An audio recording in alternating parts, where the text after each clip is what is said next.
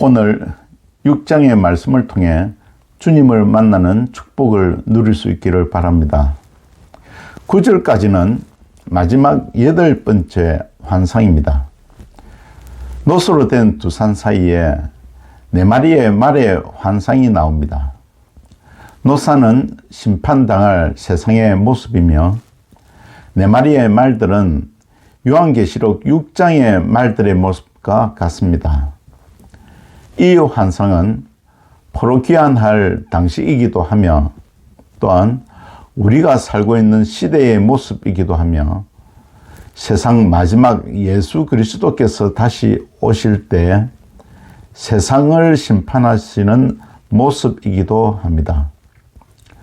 성도는 눈에 보이는 세상뿐만 아니라 눈에 보이지 않는 영적인 세계를 볼 수 있어야 합니다.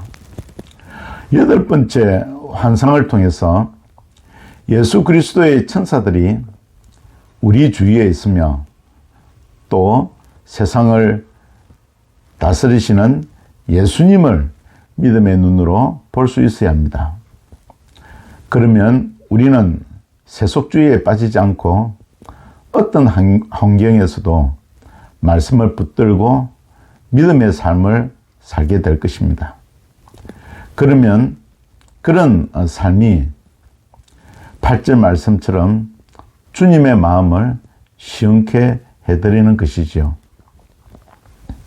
10절부터는 대제사장 여호수아를 통해서 언약하시는 말씀입니다. 여호수아에게 포로 귀환에서 돌아온 세 사람에게 금과 은으로 된 밀루관을 씌우라고 하십니다. 그런데 여호수아는 허물이 너무 많은 사람입니다.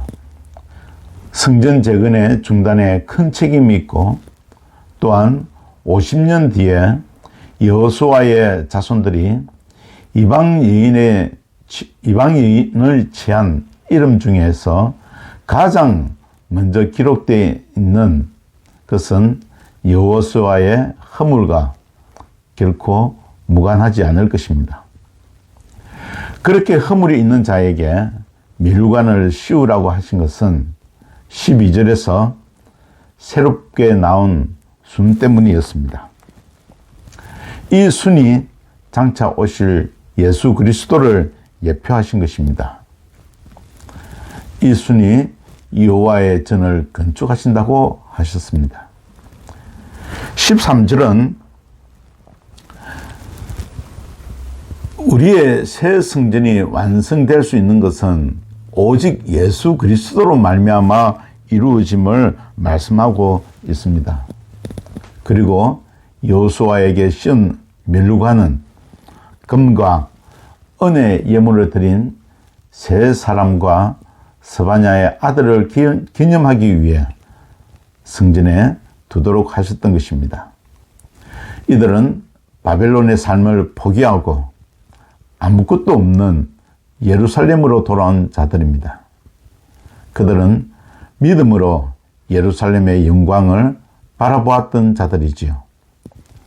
이들의 믿음과 헌신을 기념하라고 하신 것입니다. 왜냐하면 이들이 여호와의 마음을 시원케 했기 때문입니다. 우리도 세상을 살면서 우리의 이익을 구할 때가 많지 않습니까? 그러나 먼저 하나님의 의와 나라를 구하면 세 사람 같이 하나님의 마음을 시원케 하실 것입니다. 그들이 오늘의 교회의 모습이라고 믿습니다. 오늘 하루도 우리를 위해 십자가에 달리셔서 목말라 하셨던 예수님의 마음을 시원케 하는 삶이 되어야겠습니다.